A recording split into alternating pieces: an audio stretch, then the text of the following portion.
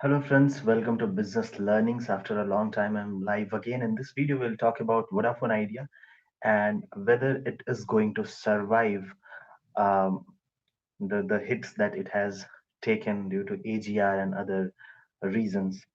So, as you already know, the adjusted gross revenue dues, they are about 50,000 crore rupees for Vodafone Idea, and it was due to the definition of uh, the revenues, the part of revenues that the government receives from these telecom companies. This definition of revenues was changed, and due to uh, this extra dues arised this dues of about 50,000 crore rupees arise. In this video, we'll try to understand is what are the chances of Vodafone Idea to survive, and what are the next things that we should look for. What are the things that are going to happen in the next few days?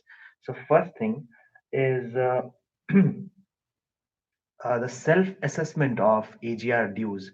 What does this mean? Government has stated, the Department of Telecommunications has stated the dues to be 50,000 crore rupees, but all the companies, be it Airtel, Vodafone Idea, or Tata Group, or all these companies have come up with uh, their own assessment of dues, and Vodafone Idea is saying that its dues are 23,000 crore rupees only, based on its own self-assessment. And government is now planning to introduce an audit committee which will reassess these dues, and hopefully, we should always hope for the best. We should always be positive. Hopefully, the dues are reevaluated and they are as per the calculations of Vodafone Idea, and we really hope that this dues come down to 23,000 crore rupees. Okay, out of these this total dues, Vodafone Idea has already paid about 2500 plus 1000, which is 3500 crore rupees. So it has paid, if we talk about 50,000 crore rupees, it has paid more, about 6 7% of, about 7% of the money. Now, next news that is important in this regard is the merger of Bharti Infratel with Indus Towers. Both of these are tower infrastructure companies. They provide towers to the telecom companies. Now, what is special about it? Because this merger was stuck for the past few months, and now Department of Telecommunication has given the green flag to merge both these entities. And what is going to happen with that? Uh, Vodafone Idea has a stake of about 11.15% in Indus Towers, and if these companies merge, Vodafone Idea is planning to sell its entire stake, and this selling of stake, this will give them about 4,500 crore rupees additional, which the company is in dire need of and can use this money to pay the dues. Now we have Bharti Infratel. You already know about Bharti Infratel. It's a company, tower infrastructure company, and a majority of a stake in it, about I think about 53 54% of stake is owned by Airtel.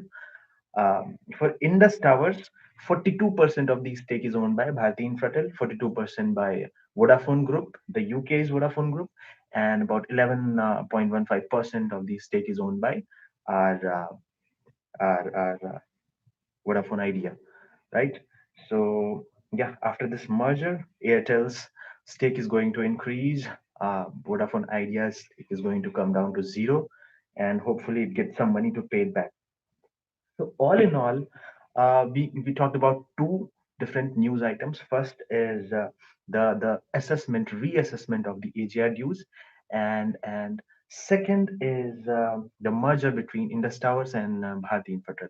Both of these news uh, could be a positive for Vodafone Idea and could be crucial for it to survive, right? Uh, Another thing is government definitely does not want a duopoly, a monopoly or a duopoly in this telecom space, because you already know what happens if the number of players, there are fewer players in the market. The market is so much concentrated. We already saw about 5 years ago there were about 10 odd players, more than 10 players, I think. and now there are only three major players. And you already saw how the prices kept on increasing. You had to recharge for about 400 rupees for Geo, and now you have to recharge for 550 rupees. If it becomes a duopoly, you will have to, probably the prices will increase again. It will keep increasing because you do not have any other option, you do not have anything else. So you will have to buy the plans because they will only be two players.